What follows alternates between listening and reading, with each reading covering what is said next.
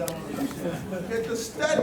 We had to study books. We had to study prior revolutions. We run revolution in the revolution. We studied Marx and Lenin.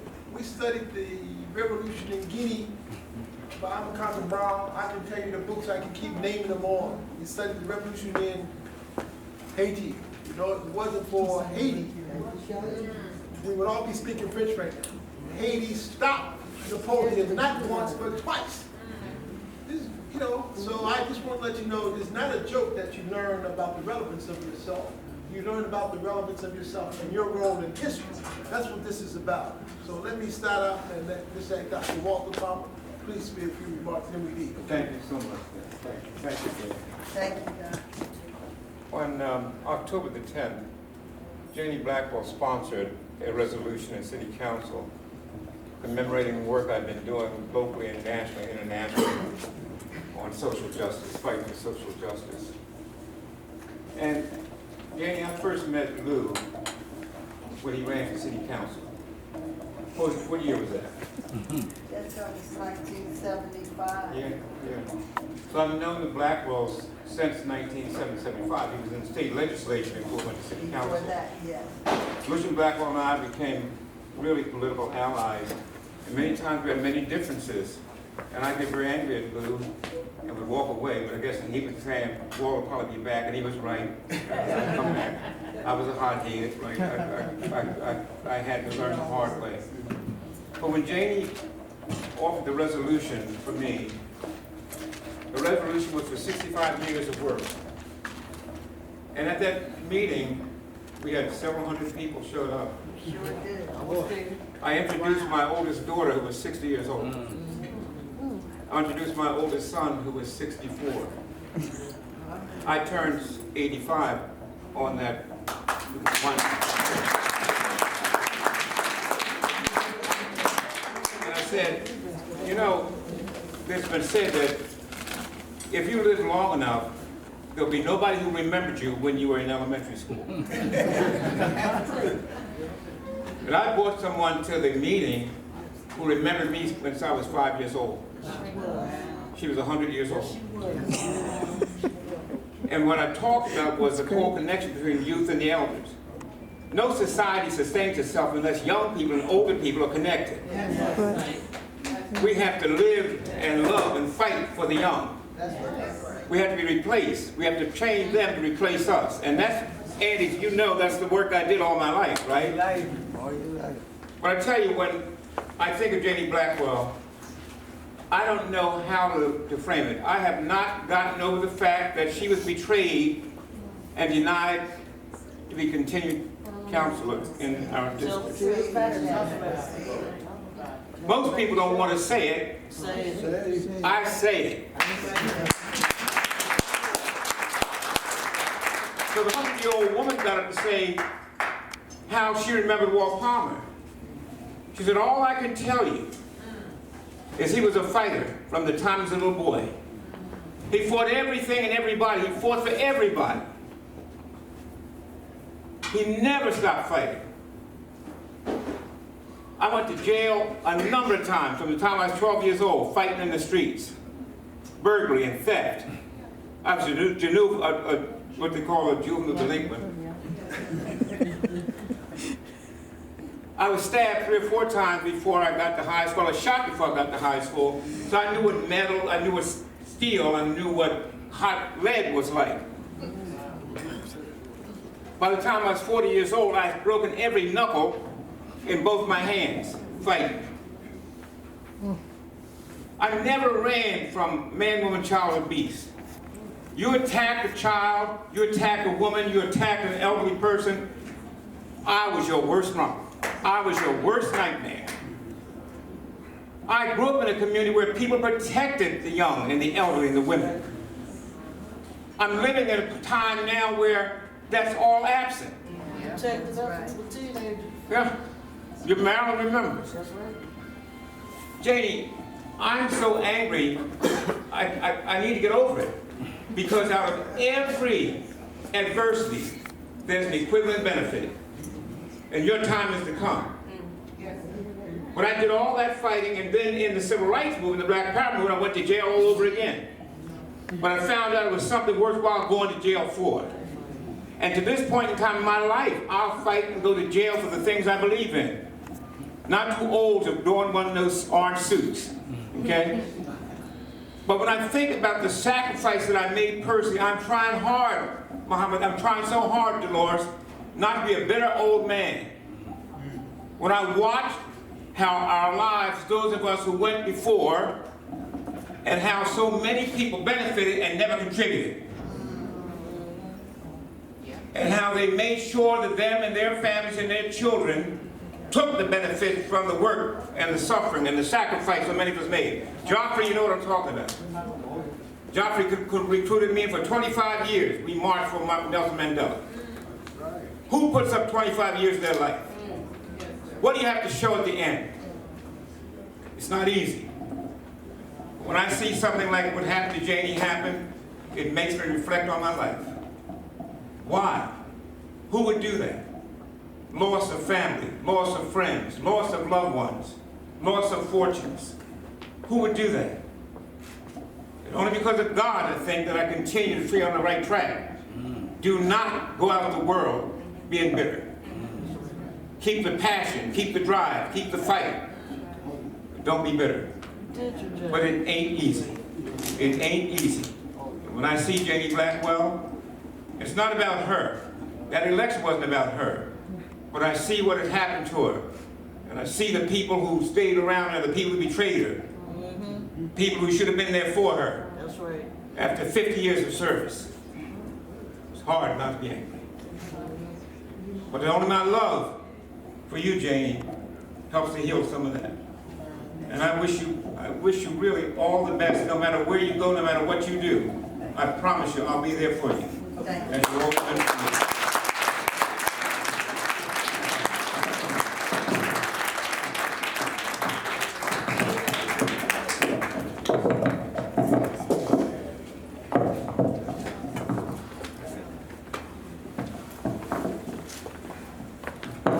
Thank you very much, Dr. Palmer and everybody. I'm going to do two things. The first one is I'm going to introduce the council lady to make some remarks. And the second one is I talked to Ms. Yumaba from Kilimanjaro. She tells me we're ready.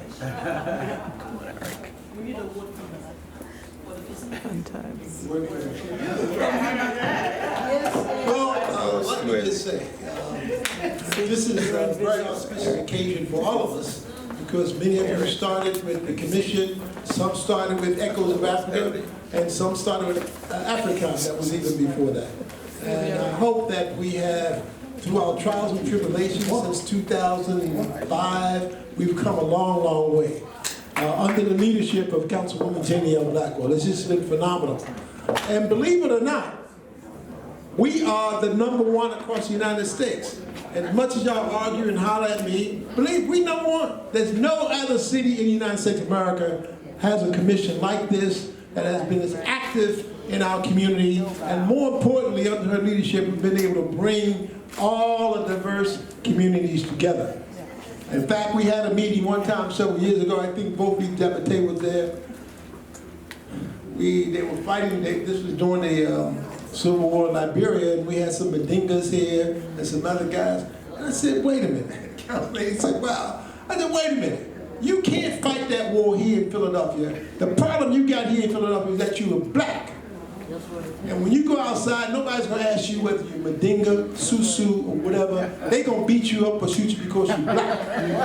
And we stopped that argument here about this. And understand that we in Philadelphia, we become the model of our communities around the United States. It's not easy, but I want to thank the council lady again for her tolerance and giving us the opportunity to promote unity, but also to be a shining example of what else we've done. Now, the other part of this is, they let me speak, so I'm speaking now. The other part of this is, you really have to think about what have been the accomplishments. And of course, you heard from Bofi, you heard from the Ethiopian community, many running all, even the Sudanese community had got a building and put 300,000 in the building themselves, thanks to the council lady.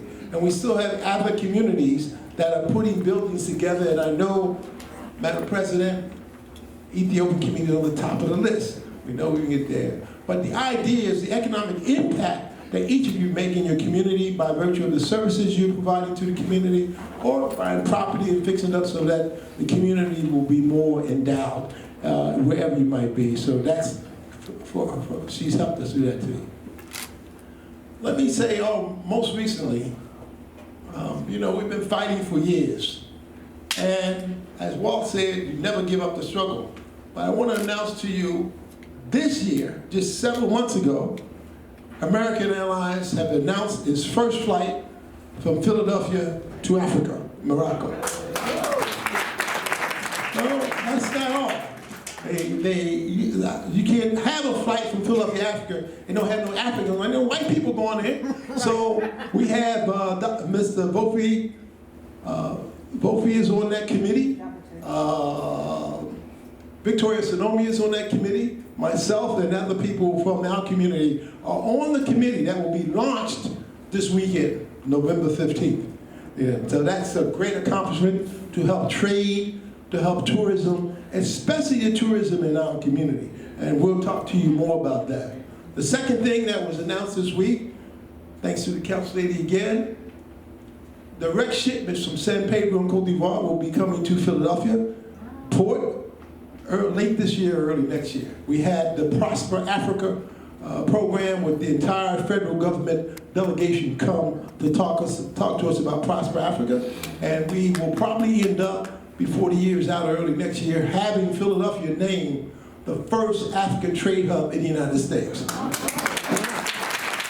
Thank you, Councilmember. Thank you very much. Then one more thing, and then I will be quiet, because there's so many other things that we need to do. The University of Penn Museum is one of the great institutions in all the United States. They boast that they have the largest collection of African artifacts in the United States, over 145,000 different objects. But I told them, I said, why would I come down here? You got all that stuff down there, don't come down here, you don't make me walk up to do anything. Well, I need to tell you that the great Dr. Tukufu Zambari, the professor there, he took the leadership of the museum, and it will be opening this week, November 15th to 16th, for its grand opening and its new emergence as a museum of African artifacts. This is important for all of us, because the opportunity for us to see our artifacts, and more important, the history of them, as they relate to every place from ancient Egypt all the way to Mali. We were able to take the ambassador from Mali there, and Tukufu Zambari has just completed a film on Mali, and we'll be showing that film, if not this week, when the president of Mali comes. I'm trying to convince my sister here from Ethiopia, we gotta come on and get us some history. We got some juice now with the council, we can do that. So the history of Ethiopia and all those things we will be pushing to make sure that you are aware, your children are aware, are engaged. So I can go on and on. And let me say, one of my dear friend right here, he's a cardiologist from Cote d'Ivoire. He's in here. We've had an opportunity to have him visit Global Health at Penn. We're hopefully to do some work with him at Penn in cardiology. We had him meet the great Dr. Seno, who is a Haitian cardiologist, and we met with him today to talk about collaborating and working with him in his hospital as his practice. Stand up, Doc. I'm proud of y'all. Yeah. So we want to make sure that people know what's going on. So the education, cultural exchange, and activity that has been going on for years and years, you just have not seen it all. But we'll keep trying, and we're going to come back to all of you, and your organizations, your institutions to help us, because as we continue to talk about Africa Town, I don't want to scare nobody, Govi, but think about it. Africa Town is in Southwest, but Africa Town is the entire city of Philadelphia. We're the majority population. We ain't the minority. We're the majority population. Africa Town is the Johnson House in Germantown. It's the various places somewhere. It's right across here, down here, where the great W.B. Du Bois wrote and talked about the Philadelphia Negro here. I mean, this is all the great Dr. Blockson wrote about Philadelphia had the largest slave port on the East Coast. He fought to put a banner there, a marker there, so that we will be aware of that. I don't know how much you do, but he is one of the real giants in our community. I want to thank Dr. Turner for being here and bringing his So we have a lot to talk about, a lot to document, and to be a part of. So let me say thank you to all of you for supporting us and being able to do what we can do. I want to thank the council lady because she's been able to allow us to do whatever we want to do, even though we're foolish sometimes, you know what I mean? You know, about staying, you get that idea, what is that, you know? But she's been able to allow us to think freely and to move things and have people come together and to go to the UN and work together. So I want to thank you very much. Council lady, we love you. We appreciate all your work and contribution to us. And thank you very much. You want to? Thanks. Quickly. Yes, it'll be quick.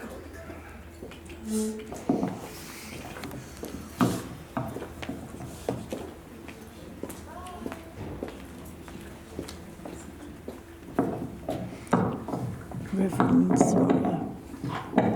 Brandon. As we salute you, Councilwoman Jannie Blackwell, I also want us to acknowledge her staff. Oh, yeah. And those people that have been directly involved with the Mayor's Commission on African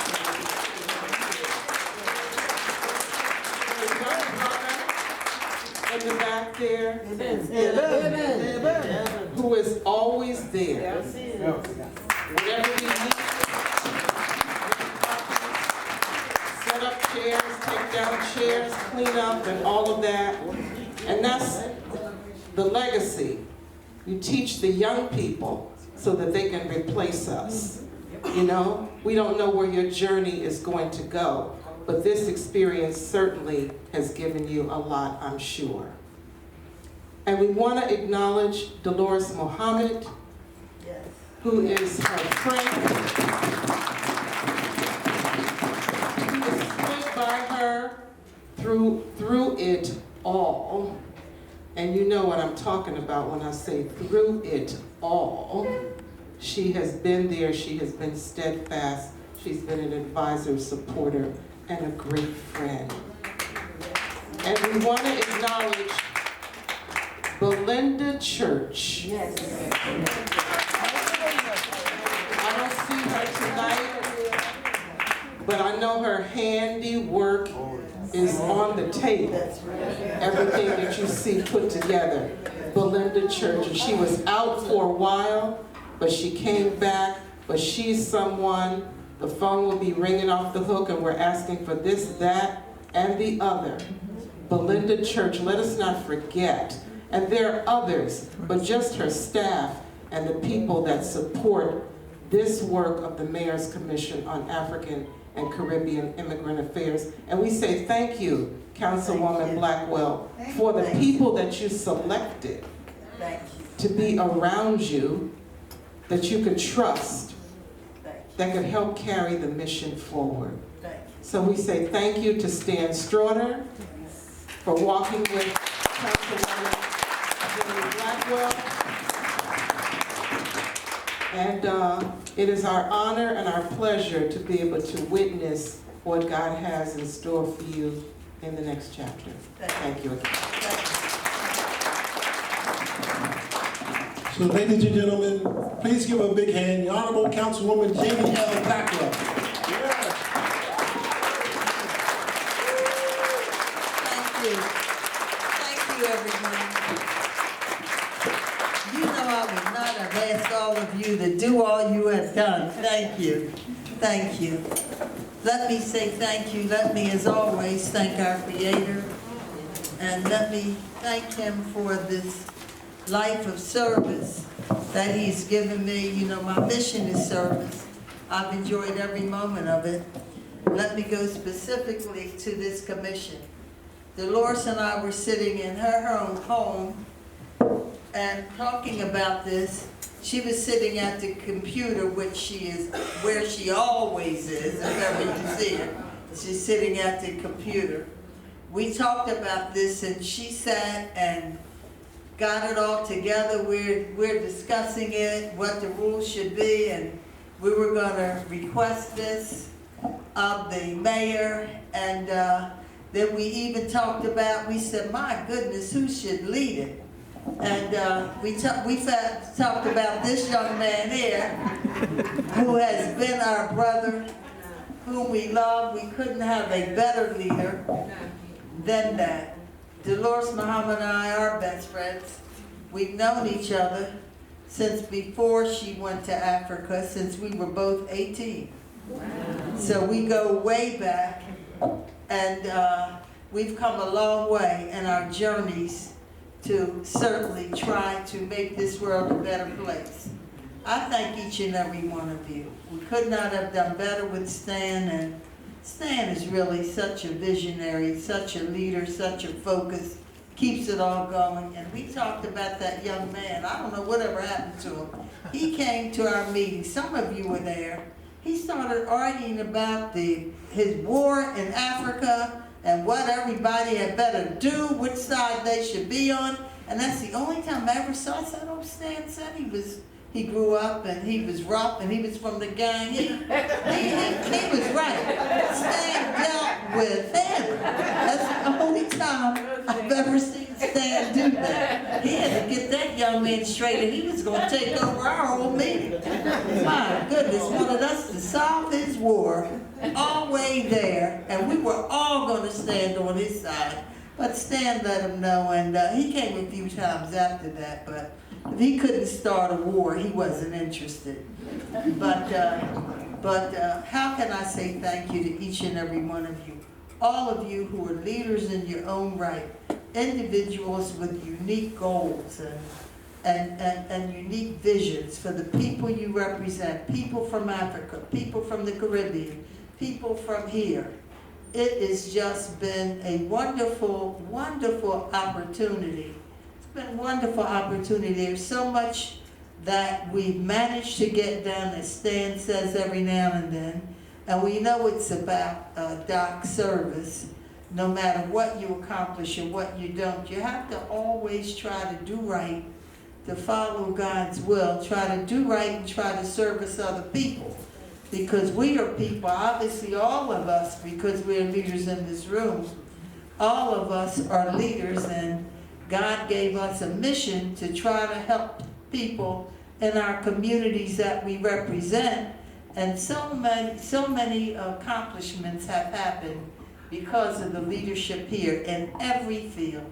So I want to say how grateful I am to each and every single one of you. I'm grateful. I won't call everybody's name, Teresa. We can't do that. But I will say thank you all. Whatever God has in store, we shall see. But I do know that I am grateful for what He has allowed me to attempt to do, for the struggle, for those things we've accomplished and those things that are yet to come. I say thank you, thank you, thank you, and God bless you all.